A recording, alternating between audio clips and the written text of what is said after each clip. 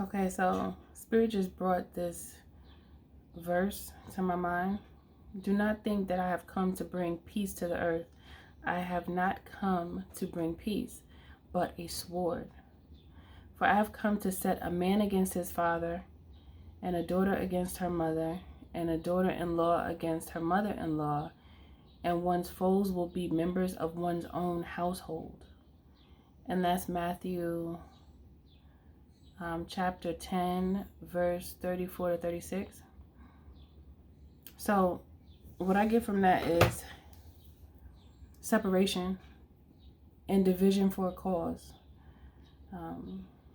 Because I often this week have been talking about how many use divide and conquer to conquer the people.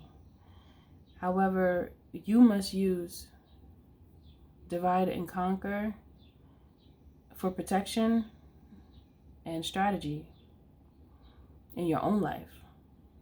And unfortunately, a lot of those people that you must separate yourself from and use the sword against are those that you love, those that you have a certain level of respect and love for, just because they're not in alignment with you. You know, I remember saying in a previous message that your family are your sparring partners growing up, because you may not get along with every family member, okay? And sometimes when you think it's cool, something happens and you realize it's not as cool as you thought it was. You'll start to see certain personality traits in individuals that you care about that you don't resonate with, and you start to not only understand those people, but you also understand yourself better, because you recognize what you're going to accept and not accept in a person, no matter who they are. It doesn't matter who they are. You know, a lot of times in life, many people keep individuals in their life that don't need to be there anymore because they're not good for them. It's just, it becomes unhealthy to try to keep people in your life based off of the good relationship or the good aspect of the relationship that you do have, or just off the strength of holding on to the relationship itself, even if it's not good. That's when you, I wanted to say, you abuse your righteousness, or you misuse it. You misuse it because you think that you're doing something right, but it's actually way off. You know, it's far away from correct. It's actually incorrect, but because your heart is pure and you just want everybody to get along, you'll keep people in your life that should have been cut off. And I feel like this is a lesson in that scripture. There's a lesson there, and the lesson is, when you recognize someone is not in alignment with you, they must go. It doesn't matter who they are. Some people, it's not like you gotta cut them off completely where you never have to talk to them again. That's not what I'm saying. But you have to know where to categorize people in your life. Everybody's not meant to stick around. Everybody's not meant to stay. Everybody's not meant to understand where you're coming from in the words that you speak and what you say. Because they don't know. They just don't. Sometimes people don't know. Because they're not in alignment with your journey, regardless of if they're in your family or not. Or if they're longtime friends. It doesn't matter. Sometimes people are set in one space because they're supposed to grow from that space, learn from it, move on. And when they move on, they're going to recognize that they no longer resonate with those that they used to be around all the time. It's just a part of growth. It's a part of activation of the spirit. It's a part of recognizing the real from the fake. It's a part of accepting the fact that everybody cannot stay.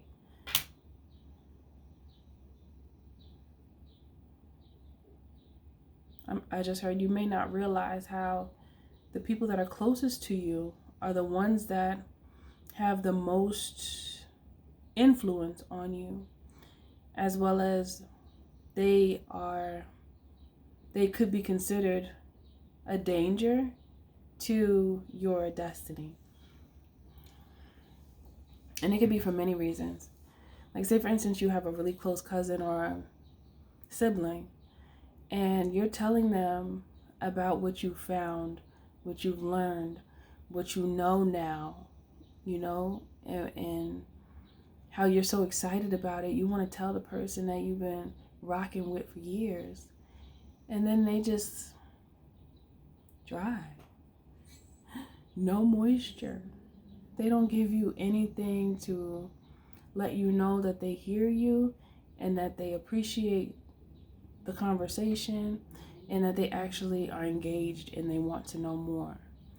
When you don't get that from the person that you rocked with for all these years, when you were doing the lowly things, like partying all the time, drinking, smoking, treating people wrong, doing all these crazy things, they don't like you. They don't like the new version of you. They want the old version. So when you start talking new, it's like, who are you? I don't know if I like you like this. What are you talking about? I don't know what the hell that is. What? I don't even want to know. They might not say I don't want to know. Some may. Some may. But some of them may just be like, what are you talking about? Like, I don't know. I don't want to talk about that. Or they'll change the subject real swift.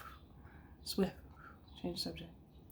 So that's when you know, oh, I can't even, the rock just stopped rocking. I can't rock with you no more. Because you no longer understand me in this frequency. And then you don't even try to understand me. So it's like, okay, well, I guess I love you. But I have to love you from a distance. I have to love you. Back away. You can no longer stay. Okay? It doesn't matter who it is, man. And, it's rough when you say it because I'm talking everybody. I'm not talking about specific people. I'm talking about everybody who falls into the category of no longer in alignment, in divine alignment. You can't connect with them. You leave them in a certain category, in that space where you could just say hi and bye. You don't talk to them about certain things, especially if it's like near and dear to you. There's no point in talking to them because with people like that, it's just going to turn into gossip and like he say, she say stuff, because that's the energy that some of these people, not all of them, even if they are low vibing, not everyone is in that frequency, but many people are, that think in such a way where if you are trying to have a conversation with them that's more elevated than it used to be before, they're in like this toxic energy. So there's a lot of, I heard the gift of gab, but it's really like the turmoil of gossip. Okay? So it was stated that I didn't come to bring peace, I came to bring the sword. Because people that do not align with God's plan, they gotta go. Because they're chaotic. And they're gonna cause your world to be chaotic. And I know that that's not what you want. Because we already know what the chaos brings. And if they are with you during the chaos, but don't want to help you bring order, there's no point in having them there, because they're just going to make your experience to bring order more chaotic when it doesn't have to be. Okay? I feel like that's the message. I feel like this one is short. Is there anything more that you want me to say? Okay. The challenge starts in your home with the closest, and even if it's just close family members that don't necessarily live with you, but think about the home as your closest family. If there's no respect and like appreciation and willingness to listen, the family becomes broken and weak. So that's when you must make space and separate yourself from certain family members, because you must learn how to do that at home first, because you're also going to have to do that out in the world with, I want to say experiences, I want to say careers, decisions for going to educate yourself. There's things that you're going to start and then recognize that it's not the best for you, no matter if it's relationships with friends or romantic partners.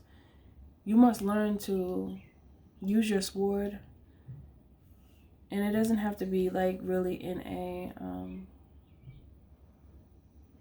a violent way. You must think about it. I know the sword you may think of violence, but it's more so grooming.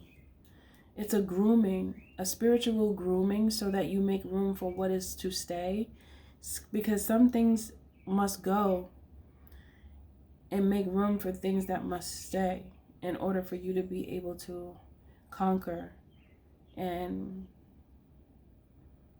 see progress within your spiritual journey to reach your divinely aligned destiny. Yes. And that's it for this message. I think that's it. That's all I wanted to say. Yeah. I am Mystic Alchemy. Thank you for being here. Always remember the creator is in you and the magic is too, because you're magic. You could book a coaching call with me on my website, www.MNHONEYROSE.org. And you can also purchase my books there. And there's a 1 to 2 week wait for the coaching call once you book. So I just want to let you guys know that before you book, And that time flies, time has been moving real fast lately. I don't know if you guys have felt it, but the weeks have been like, the months, like, even the years, like, sped up. It feels like everything is, like, turned up, okay? So I love y'all. See you in the next message.